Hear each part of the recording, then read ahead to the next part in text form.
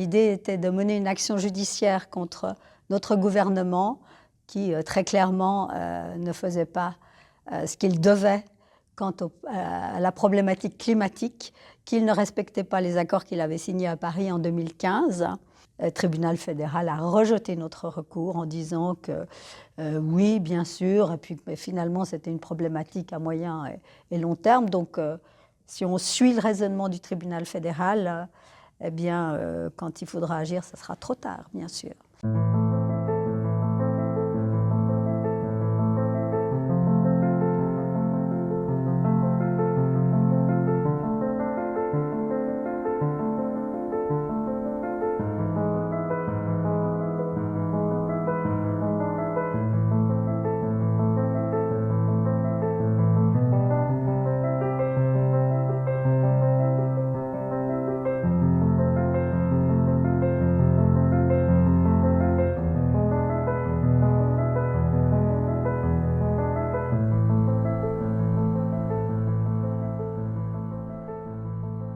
Le GIEC a été créé par l'Organisation mondiale de la météorologie, par les gouvernements, etc.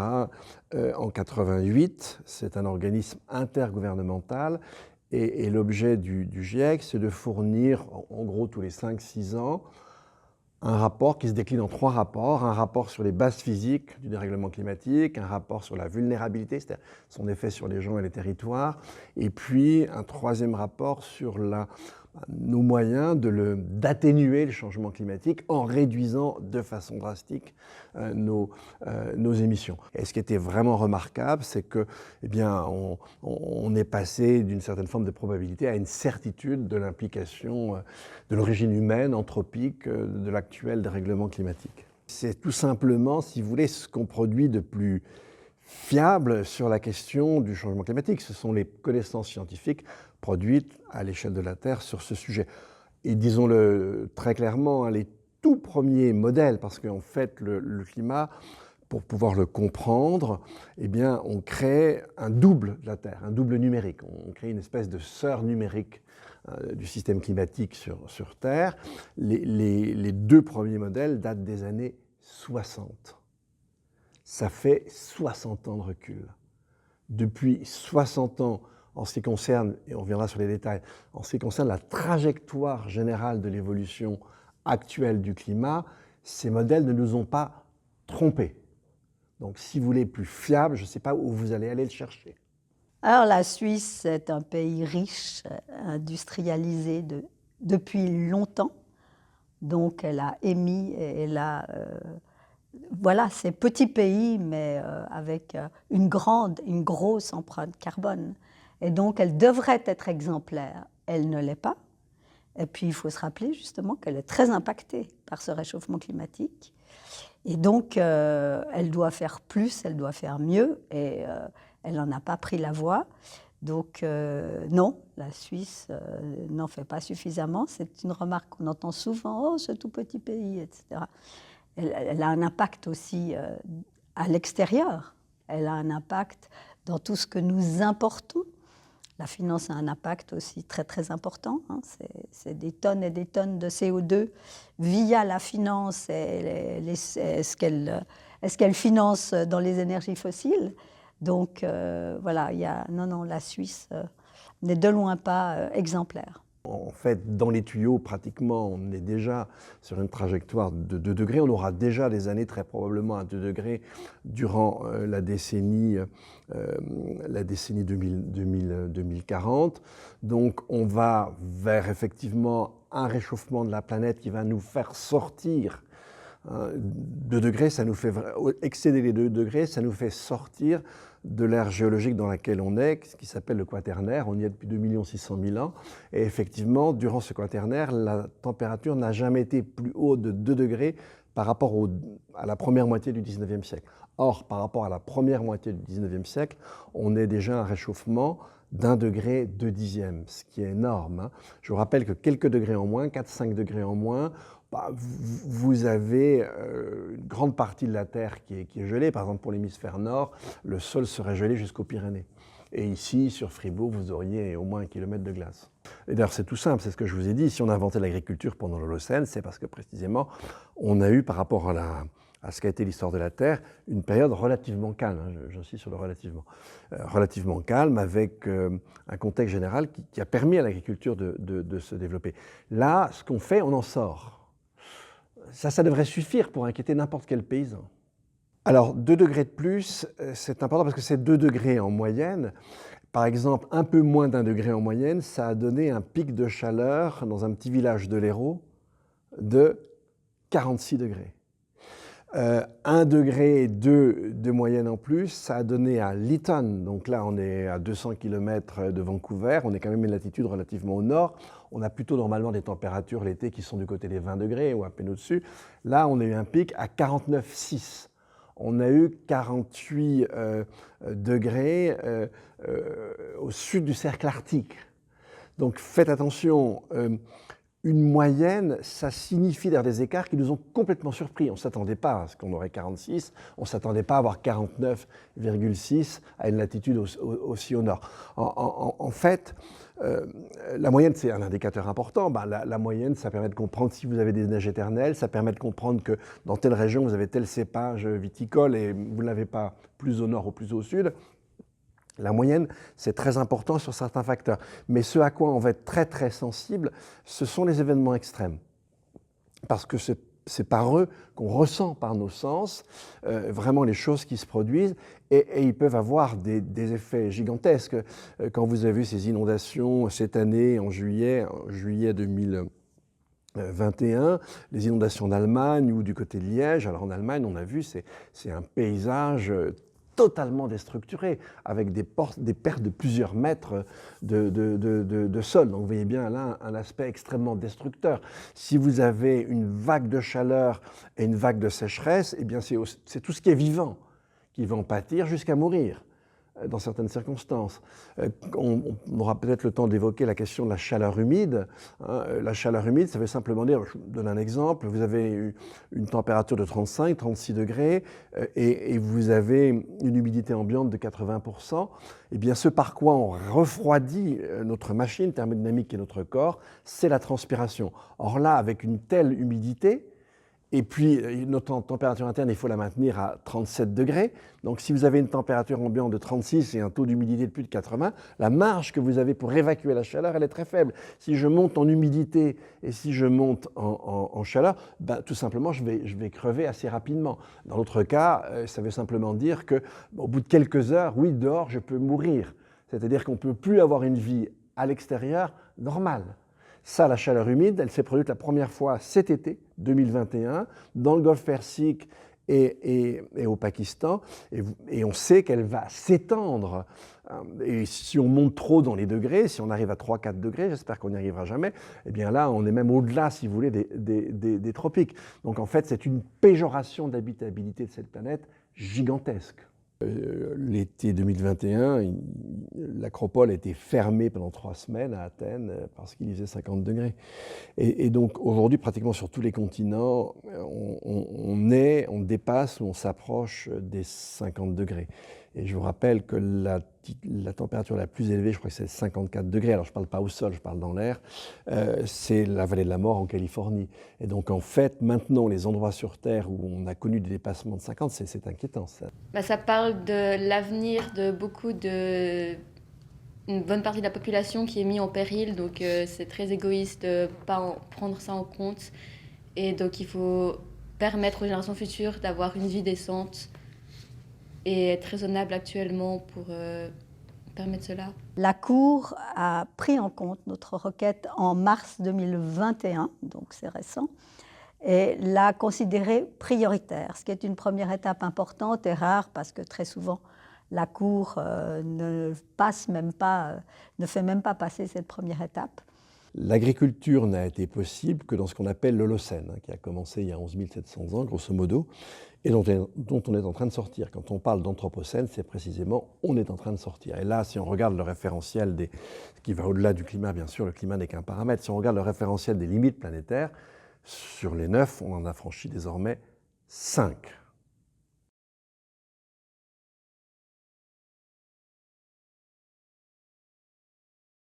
C'est aussi l'augmentation des extrêmes climatiques, chaleur extrême comme on n'en a encore jamais eu, mais aussi des inondations, des précipitations concentrées de manière extrême, des vents d'intensité extrême. Quand on voit à l'échelle mondiale avec 1 degré 1, 1 degré 2, là on en est, et on sait que l'évolution du système n'est pas linéaire, c'est-à-dire qu'un dixième de plus, plus vous rajoutez de dixièmes et plus les phénomènes s'intensifient. Et comme on aura vraiment, il est quasi impossible qu'on échappe pratiquement à cette question à ces 2 degrés, oui, on va vers des changements très importants qui devraient porter à conséquence sur notre capacité à produire de l'alimentation sur Terre. On a déjà eu cet été 2020, on a déjà eu des problèmes de production de blé dur à cause précisément des effets du dérèglement au Canada, en France, en Russie, en Ukraine notamment. Et donc, on peut s'attendre à ce que produire notre nourriture sur Terre soit plus délicat, plus aléatoire, plus on montera en quelque sorte dans les années, les décennies qui viennent. Et on sait que la Suisse est particulièrement impactée par le réchauffement climatique. Il suffit d'observer nos glaciers. Certains sont pratiquement morts. Et donc, voilà, c'est tout ce que nous revendiquons dans notre requête. Mais le lien est très fort entre le changement climatique, le réchauffement climatique et la santé et le droit à la vie. Effectivement, le changement climatique, il ne faut jamais le comprendre en tout seul. L'évolution du climat est en interaction avec les autres paramètres terrestres, notamment la vie sur Terre. Le climat, c'est qu'un moyen. À la fin, c'est la vie. Or, l'actuel dérèglement climatique suraccélère la destruction de la vie sur Terre. Et quand vous savez que dans le passé, la Terre a connu précédemment 5 grandes extinctions, il faut 5 à 10 millions d'années après une grande extinction, pour qu'on retrouve une diversité du vivant à peu près analogue. Donc vous voyez bien que là, on n'est même pas sur les milliers d'années, on est sur le million d'années en termes de pas de temps. Donc non, on est dans des évolutions à des temporalités, comme je viens de vous le dire, différentes, mais dont certaines sont très très longues. Ce qui m'a beaucoup frappé, c'est peu à peu la qualité de l'eau qui diminue, qui est à certains endroits carrément atteinte d'une manière grave. C'est la qualité des sols, c'est la qualité de l'air, c'est le climat, c'est la manière dont on traite notre environnement en général. Et ce qui est très grave en ce moment, c'est l'urgence numéro 1 au niveau mondial, c'est cette ceinture équatoriale et en particulier le bassin amazonien qui est en fait le cœur climatique de la Terre, puisque là-bas vous avez une transformation de cet impact solaire en cycle hydrologique, et cette forêt est menacée aujourd'hui puisqu'on est en train de la déboiser. C'est le principe de déclarer l'urgence, justement. C'est pas « Ok, alors on a une idée de projet, on va voir. Si les gens ne veulent pas, il y aura un référendum, on vote, et puis voilà. » Non, s'il y a une urgence, on le fait. Puis... Donc ici, on a une alarme qui est très clairement donnée par les chercheurs russes, par exemple, Gorchkov et Makarieva. Et maintenant, c'est devenu vraiment très urgent. Et c'est reconnu que cette forêt amazonienne pourrait se désertifier dans un laps de temps incroyablement court, en 20 ou 25 ans ou 30 ans. Plus on attend, plus c'est difficile de reconstituer des paysages. En Suisse, on a un patrimoine encore relativement intéressant, relativement riche, mais il y a des régions qui ont vraiment besoin d'être restructurées, repensées, réorganisées de ce point de vue-là. Et quand on enlève la forêt, on va enlever cette capacité d'équilibrage du sol, et puis on va enlever les apports de matière organique, on va amener une température surface beaucoup plus élevée, on va amener plus d'eau, puisque l'arbre va intercepter une partie, il y a plus d'eau qui va arriver, donc il y a l'érosion qui pourra commencer. Il y aura la perte petit à petit en apport d'éléments nutritifs aussi, la diminution ou la modification des communautés bactériennes en tout cas. Dans un premier temps, plus de chaleur, ça va dire activation des êtres vivants, surtout si la déforestation elle a lieu dans des régions, je dirais, un peu fraîches. On peut parler de certains sols de la taïga, par exemple. Ça, c'est même froid, là, c'est pas frais, c'est froid. Où là, alors, l'arrivée du soleil directement, ça va chauffer, ça va activer la faune du sol, qui va minéraliser plus. Donc le CO2 va partir aussi plus qu'il ne partait avant. Donc c'est un petit peu tous ces effets-là, la déforestation. Puis évidemment, comme je viens de dire, l'érosion, si la pente dépasse 5%, ça part après. Avec modification du régime hydrique. Qu'est-ce qui s'ensuit? Après, c'est plus le pédologue, c'est l'hydrologue qui cause. Grâce à la puissance de photosynthèse des arbres, puisqu'ils s'occupent l'espace comme aucune autre plante, les arbres et les forêts sont en fait des pompes à carbone.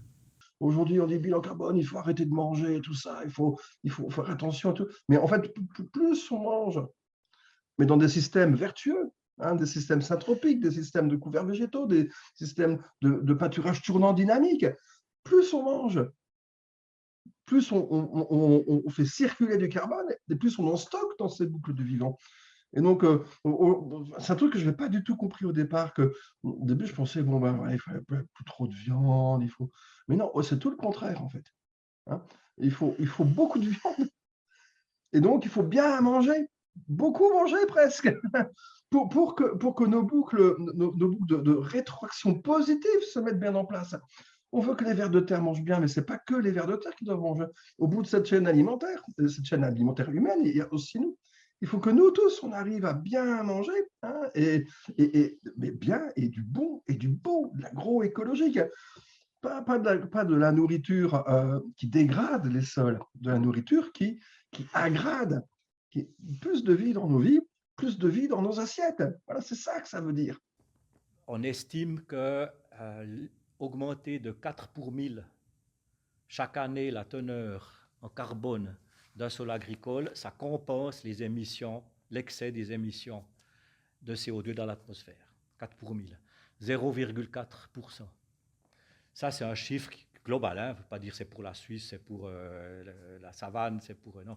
Mais ce qu'on admet, c'est ça. En gros, 4 pour 1000 par année, on compense les émissions. Il ne faut surtout pas prendre cet argument-là pour dire on s'en fout. Pardon, on s'en fiche. Et puis on continue à envoyer du CO2 et puis à exploiter les gisements de pétrole. Il ne faut pas prendre ça comme excuse. Mais comme moyen, je préfère cette vision-là des choses que d'arroser les nuages avec je ne sais pas quoi et puis d'aller trafiquer la fixation du calcaire au fond des océans, comme certains proposent. Alors qu'on a des sols agricoles qui peuvent le faire. Moyennant certains changements de technique, évidemment, ça c'est sûr, il faut changer certaines techniques. Et pourquoi c'est les sols agricoles qui pourraient le faire? Parce qu'on entend parfois dire, oui, mais la forêt n'a qu'à, elle va moins gêner nos cultures et nos prairies grasses, la forêt, si on augmente le carbone en forêt. Une forêt à l'équilibre ne peut pas stocker le carbone. Parce que à long terme, elle peut le stocker, mais elle va le déstocker dans un bilan à peu près neutre. Parce que la forêt à long terme, elle est justement l'écosystème qui s'est établi en respectant la limite de capacité du milieu. Donc, sauf catastrophe, voilà, éruption volcanique ou bien une immense crue au bord d'une rivière, il y a un grand éboulement, un glissement de terrain, des événements catastrophiques, s'il n'y a pas ça, la forêt, elle se perpétue semblable à elle-même. Donc là, on est dans un cycle carbone équilibré. Autrement dit, les intrants sont égaux aux sortants. Donc c'est par là qu'on pourra stocker plus de carbone. Il y a deux situations où on pourra, c'est les nouvelles forêts, donc où il n'y a pas de forêt, mettre de la forêt, parce que là, les arbres vont stocker du carbone en construisant leur tronc. Là, il y a du carbone fixé dans le tronc, petit à petit, dans les grosses branches. Au moins sur 100 ans ou 200 ans avant qu'on coupe l'arbre pour l'exploiter. Mais 100 ans, avec la vitesse à laquelle ça se passe maintenant, c'est magnifique si on a du stockage sur 100 ans. Dans 100 ans, comment ce sera? Je ne sais rien, mais il y a quelque chose qu'on peut faire maintenant. Donc il faudrait étendre la forêt. Et puis, ça c'est un moyen, mais on ne peut pas étendre la forêt partout. Et la deuxième possibilité, c'est dans les sols agricoles. Et pourquoi?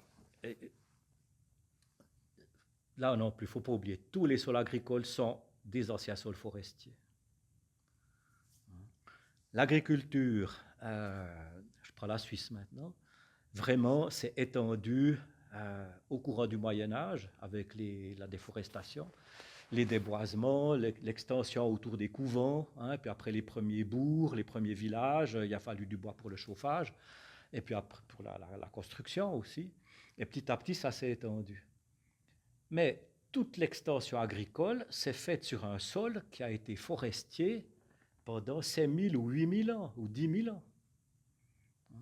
Donc, qui a mis dans les sols agricoles actuels la matière organique dont l'agriculture profite? C'est la forêt. S'il y avait peu de la forêt sur le plateau suisse, il n'y aurait pas l'agriculture qu'on a maintenant. Et ça, je trouve que l'agriculture, je parle non pas de l'agriculteur, mais l'agriculture, le système agricole devrait se rappeler finalement qu'il doit tout à la forêt qu'il y avait avant. Et l'agriculture ne peut, et c'est son rôle finalement, que sortir du carbone pour notre nourriture. C'est son rôle, c'est normal. Mais elle devrait se remettre un peu en lien avec la forêt. Je dirais, soit dans les têtes, en se rappelant d'où elle vient, et puis concrètement aussi. Concrètement, puis là, après, c'est tous les programmes d'agroforesterie, de modification agricole, de lien entre les champs, les prairies et la forêt, l'arbre, où on peut refaire de l'arbre, entre guillemets, pour stocker du carbone. L'arbre lui-même va remettre plus de carbone dans le sol agricole, puisque là, il y a une marge. Si on dit qu'un sol forestier avait 4% de carbone, un sol agricole, maintenant, il en a entre 1 et 2%, eh ben, il y a de la marge. Il ne faut pas aller jusqu'au stockage comme c'était avant, ce n'est pas possible, mais on peut remonter un peu. Je dis 4 pour 1000, ce n'est pas la mer à boire. On a des systèmes, autrefois des systèmes agricoles où sur une unité de surface, on produisait 100 calories d'alimentation végétale. Et si on voulait faire du cochon avec, c'était plus que 25, comme il faut 4 kilos de céréales pour faire 1 kilo de cochon. Donc on produisait que 25 calories de cochon. Hein. C'était soit 100 calories, soit 25 calories. Et aujourd'hui, dans ces systèmes agroécologiques, on a des cas, dans des types de cas, je sais pas, c'est pas des moyennes, des choses comme ça. On a notre meilleur cas, il produit 230 calories sur cette même truc, dont 30 calories animales. Sur la même surface, ce n'est pas soit 100, soit 25, c'est 200 de calories végétales humaines, d'alimentation humaine. Je ne parle pas de l'herbe et tout ça, hein, d'alimentation humaine, plus 30 calories animales sur la même parcelle. Voilà. Et donc, c'est juste pour montrer que dans ce système avec plantes et animaux, l'animal ne concurrence pas du tout la production végétale. Bien au contraire, il l'amplifie. Il amplifie. 230. Voilà. C'est 60, si on est dans un système animal tel qu'on le concevait avant, on n'a que 25. Alors bien sûr, on ne fait que 25 sur le côté de surface, donc on voit que la production animale bouffe de la terre pour l'alimentation humaine, pour les zones sauvages, pour tout ça. Là, nous, on est à 230, enfin, dans ce cas, 230. Et 230 avec une vie, avec des oiseaux, des abeilles, des fleurs, des trucs comme ça, d'une biodiversité que l'on cultive en plus à l'intérieur de nos trucs. Donc en fait, ça répond à stockage du carbone, bien manger, bien vivre, plein de biodiversité. Tous les grands enjeux planétaires peuvent être résolus individuellement par des agriculteurs passionnés qui font de la bonne bouffe. La vie est belle. So by substituting external inputs and using natural processes for this, agriculture also contributes to fighting the causes of climate change. It's important to think of the costs and the consequences of not doing anything, because that's what many people who are critical never mention. They say, well, it's too risky, agriculture, agroforestry, conservation agriculture are not productive enough. Well, A, I would say they are, there is evidence for that, and B, conventional systems will not be productive in the future if we continue like this. So it's not an option to business as usual is not an option. And many agree on that now. So things are starting to move, but let's be bold enough, let's be systemic, not just pick and choose some agricultural practices and say, wow, we've done the work, the rest we keep normal. But no, we need to think in new ways and transform the whole food system, bring consumers, producers closer again, shorter value chains, and organic agricultural production. If we do that, we can make a huge difference. Mais je rappelle qu'on a maintenant un peu moins de 10 ans pour au moins tout faire pour ne pas exploser ces 2 degrés. Et effectivement, quand on va dépasser ce seuil des 2 degrés, eh bien, on rend ce qu'on appelle un emballement du système plus probable. Ça veut dire quoi un emballement du système? Ça veut dire qu'il va finir par évoluer complètement indépendamment de nos émissions et d'évoluer dans le mauvais sens, hein, de manière péjorative. Et donc, dans ce cas-là, on n'aurait plus aucun levier. Et là, on passerait, sans que ce soit plus corrélé à nos conduites, on passerait vers une planète étuve, avec une habitabilité plus réduite. Donc, voilà ce qu'il faut, en tout cas, complètement éviter. Là, aujourd'hui, les gens qui sont au Bangladesh, et là j'ai des images très précises avec le témoignage de l'ancien négociateur, celui qui est de Bangladesh, qui était là, qui est dans un film, et qui ils sont là, il est là avec des différents citoyens, et on constate, si vous voulez, que la montée des eaux, pour eux, c'est un problème actuel, c'est-à-dire leurs terres disparaissent sous la montée des eaux. Et donc, ben voilà, quand vous vivez ça et que vous entendez que le Suisse moyen ne veut rien faire, ben vous imaginez la haine que ça suscite. Moi, je crève et toi, tu ne veux pas changer ton confort. Imaginez comme ça, je ne sais pas moi, dans une galaxie lointaine, on n'aurait pas ces problèmes, on arriverait à voir ce qui se passe sur Terre. Imaginez 2 personnes sensées, elles ne comprendraient pas le comportement des êtres humains. Ça serait totalement incompréhensible. Il serait quand même intéressant qu'on songe à ça.